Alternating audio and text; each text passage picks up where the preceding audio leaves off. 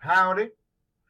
This here is Bass Reeves Freeman, and I'd like to go over with you, ladies and gentlemen, the duties and responsibilities for our assembly in the auditorium. Hopefully, we will have guests and parents, and so we want to make sure we put our best foot forward. I will go over in as much detail as I possibly can on how we're going to make this happen. Then I'll show you a chart or a graph on where exactly I'm asking you to be. So, first, we're going to hold first hour. So, if you haven't been released and the bell rings for first hour to end and second or passing period to begin, hold your students after the bell. We're just going to hold everybody during first hour. And then we're going to start releasing a little bit before the end of first hour, around 8:45, or maybe sooner or later depending on the time frame. But around 8:45 we'll actually start releasing. We will release by subject. Okay? We will release by subject. So someone will come over to intercom and say, for example, the math department. If you are in a math class at this current time, teachers and students, please make your way down to the auditorium in some kind of way, a form, a shape like that. And teachers are expected to walk with your class to the auditorium.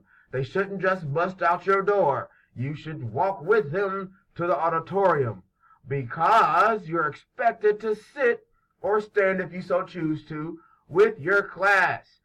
This means you'll have to fill in the rows in front of you. So the teacher in front of you might be sitting their students down. And so you may have to wait so your class can fill in the rows. And so yes, you might be sharing a row with another class or students. But this should mean that if you need to call someone by name, you would know your own students, okay? You would know your own students. So that's a good thing. We don't want the students just taking it off running and all over the building. So whenever we will release by subject, and it shouldn't be a hallway full of people. It should just be you and a couple of other teachers, and everyone should be able to file in accordingly. Now, if you monitor your behavior of your students, and if there's a need to, please send them outside. We want to show that we can behave and respect others because I'm pretty sure some of those on stage would be kind of nervous. Now, I'd like to show you a diagram of what we're actually going to be doing and sitting, okay? This here is a diagram of the auditorium, and I'm going to go over each piece of this. Okay, starting from the top here, we have the stage. None of your concern. As we move down, this is the seating area. In front here, there are going to be stands for the choir. So these first three rows are going to be reserved for parents and just empty space there for the choir to have some room. So any visitors or guests as far as parents are concerned will sit in these first three rows in the middle. As you see here, I have the middle section marked out for ELA. So let's say, for example, I call ELA or English at 8:45. What the English teachers who have English class first hour, what you're going to do is come on down, make your way down to the auditorium, start filling in if you're the first class on the fourth row. The first three rows are going to be, yes, right, reserved. So start filling in on the fourth row, and then each teacher subsequently follow right after that.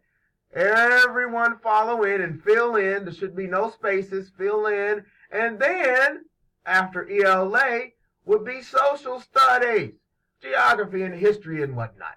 So you would start filling in right where the last ELA teacher leaves off and fill on in right to the end. Very simple. Teachers should be standing in the aisles or sitting at the end of the rows where your classes are. Standing in the aisles or sitting at the end of the rows. Teachers should not be standing all back in the back. Okay? We need you with your class. You know your students better than we do. Social studies at the back or in the middle, in the back toward the middle. On the left-hand side, facing the stage, or the right-hand side, facing the back, depending on how you look at it, the math department will take up most of the left-hand side. So when I call the math department, you will start filling in on the second row. The first row is for our panel guests, and so the second row would be where you start filling in. Okay? The second row is when you start filling in. Thank you very much. So math department, go ahead and fill in as much as you can. And notice right at the end there, Miss Skelton's science class showed up. Miss Skelton's science class will be the last row or two or three on the left-hand side. The numbers just worked out that way, people. I'm sorry. Next time I might do it a little different. But Miss Skelton's class won the lottery this time, and therefore they will stay at the end of the left-hand side. If you would notice, on the right-hand side, we have our electives. I would assume the choir will want to be first. Choir has to get up and sing. However, your electives would all file in here. So when I call for electives to come make their way to the auditorium, please file in, and each teacher come with your class, and you would sit them down and follow along, and teachers sit with your classes or stand in the aisles. And notice again, after the electives, we would have Mr. Peters' science class and our special education department, okay? Our special education department will follow after Mr. Peters' science class. Again, the numbers just worked out that way. So yes, if you haven't seen your name or where you should be, I'm sorry or I'm happy, but you will be in the balcony. However you so choose, you can be happy or upset. I apologize. It's just the way the numbers worked out this time. Next time I'll do something different. Science, Mr. Jones and Mr. Cochran, Miss Felucian, Mr. King, you can have the balcony upstairs. Miss Webb's class as well. Now, we're still in debate on if ISP will be able to come.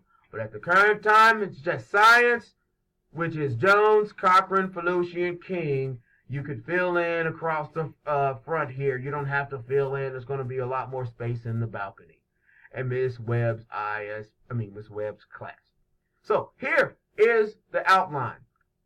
Ladies and gentlemen, I will do my best to send you this information in the email, and I'll do my best to explain if there's any other questions. Those of us who have first hour plan, I would love to have your assistance, either helping us get parents seated in the auditorium already, or in the hallways, just escorting people and helping teachers keep their students together.